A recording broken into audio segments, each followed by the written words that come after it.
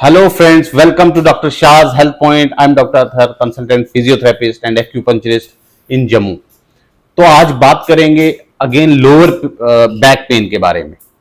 अब lower back pain में actually क्या होता है कि कभी जो इसका एपिसेंटर है वो कभी कभार हमारा स्पाइन, हमारे जो वर्टिब्रल कॉलम है लोअर, उसकी वजह से भी होता है। कई बार क्या होता है कि प्राइमरी जो इसका जो डिसफंक्शन होता है वो हमारा सैक्रोपेल्विक डिसफंक्शन जो है वो उसकी वजह से होता है।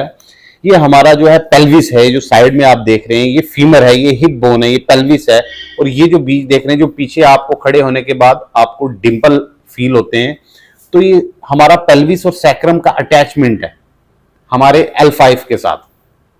तो ये देखना बहुत इंपॉर्टेंट है कि ये जो हमारा इशू है ये हमारा पेल्विक एरिया से आ रहा है या फिर प्राइमरी हमारा लंबर एरिया से आ रहा है। तो इन दोनों को कंबाइन करके बहुत इजी आज वे में आपको मैं बताने जा रहा हूं। एक टेस्ट है वो आप घर पे करेंगे, बड़ा ट्रेडिशनली हम उसको यूज करते थे जब हम इंडियन सीट में हम बैठते थे, और आपने जब बैठना है नीचे तो आपने विदाउट सपोर्ट बैठना है। वो मैं आपको अभी करके बताता हूं, और उसको किस तरीके से यूज करेंगे और उसको किस तरीके से यूज करने के बाद आप देखेंगे कि आपकी बॉडी किस तरीके से रिएक्ट कर रही है उसको। एक्चुअली मोस्टली मैंने देखा है कि लोग ये मिस्टेक करते हैं कि बहुत सारी एक्सरसाइजेज वो इकट्ठे कर लेते हैं, स्क्रॉल डाउन करते करते बहुत सारी वो इमेजेस या वीडियोस देखते हैं जिसमें वो एक्सरसाइज देखते हैं। ये भी कर ली सर मैंने, ये भी कर ली, ये भी कर ली, मैं वहां का वहीं पे हूं, मुझे कोई इंप्रूवमेंट, कोई चेंज नहीं दिखाई दे रहा है।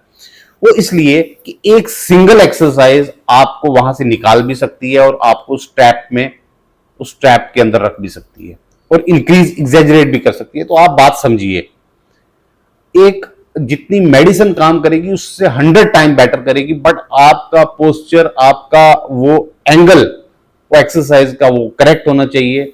तो आपने कोई भी ये जो मेरी वीडियोस हैं इंफॉर्मेशनल पर्पज से हैं, आप अप्लाई करिए, देखिए बॉडी किस तरीके से रिएक्ट करती है, उसके अकॉर्डिंग देखिए कि इसको आप रखेंगे या इसको हटाएंगे।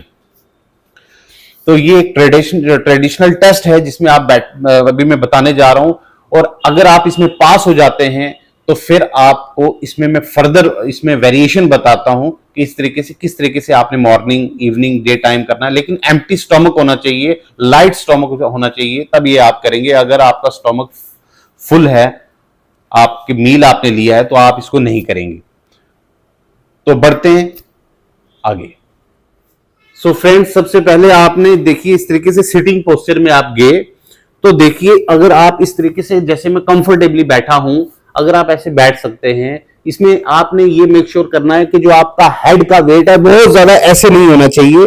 इससे क्या है कि आपकी बॉडी कंपनसेट करके उस पोस्चर को मेंटेन करने की कोशिश कर रही है। आपने बहुत ज्यादा हेड आगे नहीं रखना है कि इस तरीके से हम करके तो इसको हम मेंटेन करने की कोशिश कर रहे हैं, और इस तरीके से बिल्कुल रिलैक्स होकर बैठना है। अगर आप बैठ सकते हैं तो इसका मतलब आपको सिटिंग तो कर लेते हैं। इसके साथ अभी मैं वेरिएशन बताऊंगा, लेकिन उन लोगों के लिए अगर आप स्ट्रेट रिलैक्स होकर बैठ के अगर आप पीछे की तरफ गिरने को होते हैं तो आपको क्या करना है, पीछे से कोई सपोर्ट रखनी है। जैसे ये मेरा काउच है तो इसमें मैं क्या करूंगा, हल्का सा मुझे सपोर्ट देके फिर बैठूंगा, और धीरे धीरे डे बाय डे आपने क्या करना है, अपना वेट शिफ्ट लेना है आगे।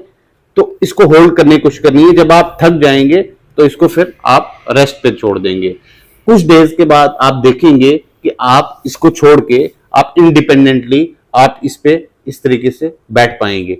लेकिन मैंने बहुत सारे लोगों को देखा है इस टेस्ट को कराते हुए वो फेल हो जाते हैं। जब वो नेक आगे की तरफ रखते हैं तो उसमें होल्ड नहीं कर पाते और पीछे की तरफ वो गिर जाते हैं।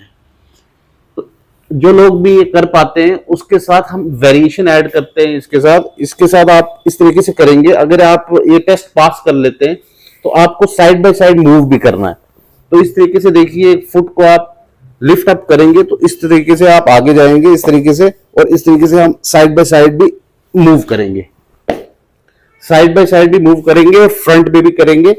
इस तरीके से फ्रंट में करेंगे। जो टेस्ट ऑलरेडी पास कर चुके हैं उनके लिए वेरिएशन है। तो ये हो गया front back side by side, और इसमें है कि हम सर्कल भी बनाएंगे क्लॉकवाइज और एंटी क्लॉकवाइज।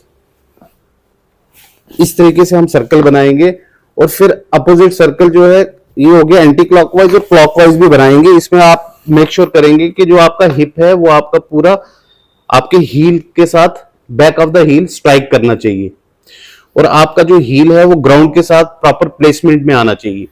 तो कई लोग इस तरीके से करते हैं तो ये एप्रोप्रिएट वे नहीं है। तो आप इस तरीके से फिर इसका क्लॉकवाइज पैटर्न में इस तरीके से लेंगे, हिप पूरा सा अटैच होगा आपकी ये बैक ऑफ द एंकल के साथ और इस तरीके से आप टर्न करेंगे। ये हो गया फर्दर एडवांस वेरिएशन है। तो फ्रंट बैक हो गया, ये हो गया जो बेसिक है वो देखेंगे कि किस तरीके से अगर वो टेस्ट ये पास करते हैं तो वो करेंगे, अदरवाइज वो सिर्फ फर्स्ट वेरिएशन के साथ ही रहेंगे। सिर्फ आपने बैठना है और हेड आपका टॉप ऑफ द उसमें रहेगा, बिल्कुल टॉप पे, और उसमें ऐसे नहीं रहेगा। तो ये रही आज की हिप मोबिलिटी और स्पाइन मोबिलिटी से रिलेटेड पोस्चरल एक्सरसाइज। तो होपफुली आपको ये वीडियो काफी पसंद आई होगी। मैंने ऐसा देखा है काफी लोगों को मैं ये बताता हूं, सिर्फ इसी से ये जो हमारा पेल्विक और हमारा स्पाइन का जो अलाइनमेंट है और नी का, और इसके साथ साथ हमारे डाइजेस्टिव सिस्टम का, हमारे जो डाइजेस्टिव जूसेस हैं वो प्रॉपर, हमारा जो बाइल है वो प्रोडक्शन उसका स्लो होता है, उसका प्रोडक्शन कई लोगों को ठीक भी होता है बट उसका जो फ्लो होता है बाइल का वो प्रॉपर नहीं होता, जिसकी वजह से जॉइंट स्टिफ रहते हैं फ्रेंड्स। तो आप करिए, जो हमारा लीवर बाइल बनाता है वो भी अच्छी तरीके से उसका सिक्रीशन होगा बॉडी के लिए और आपकी बॉडी अच्छे से डिटॉक्सिफिकेशन भी होगी, इसमें लिम्फेटिक ड्रेनेज भी होगी। इसमें जैसे डिटॉक्सिफिकेशन हम हिजामा के थ्रू करते हैं तो ये भी एक डिटॉक्सिफिकेशन प्रोसेस भी है इस पोस्चर के अंदर, इस मूवमेंट्स के अंदर। तो इसको करिए और इसका बेनिफिट लीजिए। मिलते हैं नेक्स्ट बहुत सारी वीडियोस में आपके साथ, तब तक के लिए stay healthy, stay connected. Thank you so much, bye.